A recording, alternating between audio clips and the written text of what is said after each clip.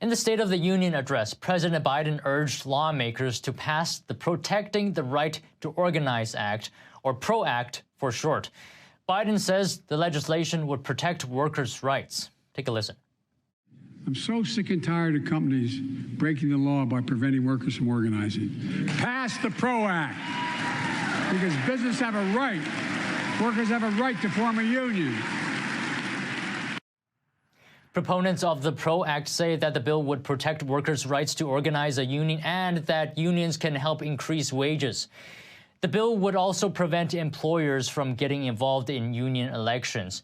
Those against the PRO Act say it would greatly expand the power of the National Labor Relations Board, and they're concerned that the government would be able to determine the winners of unionization drives regardless of votes. Opponents also worry that the bill would unfairly favor union organizers. Joining me now is Mark Mix. He's the president of the National Right to Work Legal Defense Foundation. Now, Mark, President Biden called on his colleagues in his State of the Union address to pass the PRO Act. This was on Tuesday. Now, maybe to start off, it's been a while that many of us have talked about this. Maybe just refresh our memory on what this law does. Yeah, it's not a surprise that President Biden mentioned this in the State of the Union address, because this is one of the promises he made to union officials way back on the campaign trail, that he wanted to pass the so-called PRO Act. And this bill doesn't give individual workers any more rights, but it gives union officials dramatic new powers to force workers into union collectives and union collective bargaining processes. The first thing it does is repeal all 27 right-to-work laws across the country. And those are laws that basically say if you want to join a union, if you want to support a union, that right is protected. But they also don't contemplate and won't contemplate the idea that a worker could be fired from their job for failure to pay union dues or fees.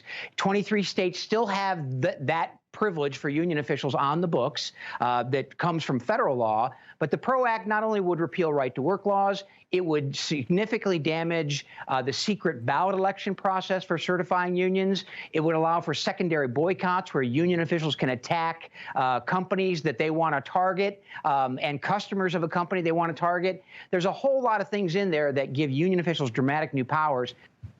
Mark, you're saying this legislation takes away workers' rights, but in Biden's address, he said it protects workers' rights. Where is he coming from with this? Well, he's coming from the talking points of the AFL-CIO is what he's doing. And frankly, when you look at federal law as it relates to union organizing, going back all the way back to 1935 and actually 1937, when the U.S. Supreme Court upheld the constitutionality of the National Labor Relations Act, union officials have unique powers over workers. The right to organize in this country is not impinged in any way, shape, or form by federal labor policy. What it is that union officials are having trouble winning elections now. So they've got to put a finger on the scale to make it easier for them to basically intimidate workers across the country. The idea of the right to organize, Joe Biden knows that he's not telling the truth. And, well, maybe he doesn't know that he's not telling the truth, but certainly those around him certainly know that. And the right to organize is something protected already in federal law. But, Mark, are unionizations on an upward trend now? Because last year, I think we saw a resurgence. Yeah, you know, it's interesting that the mainstream media promotes this notion that somehow there's this huge surge in unionization. And most of it's headlines created by those corporate media structures that are involved in and interested in increasing the progressive power of union officials. The fact of the matter is union density in the American workplace actually decreased in 2022. It's down to just 6% of the private sector workforce in America today. And union officials talk about, you know, the favorability of unions is at an all-time high. But in that very same Gallup poll that the unions basically use as, hey, everyone should be able to unionize, the same group of people answered a question saying, would you be interested in joining a union? Would you vote for a union? Only 11% said they were highly favorable in voting for a union. And Mark, to your point, from what I see, do you even need this PRO Act legislation? I mean, just compare states that have right-to-work laws versus states that don't.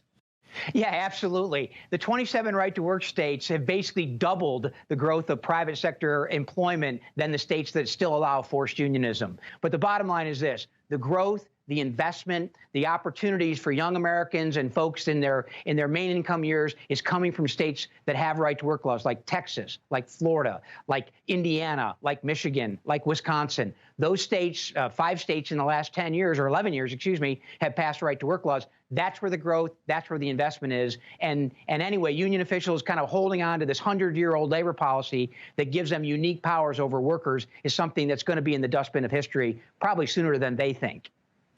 All right. Thank you very much, Mark Mix, NRTW. Pleasure having you on. My pleasure. Thanks for the opportunity.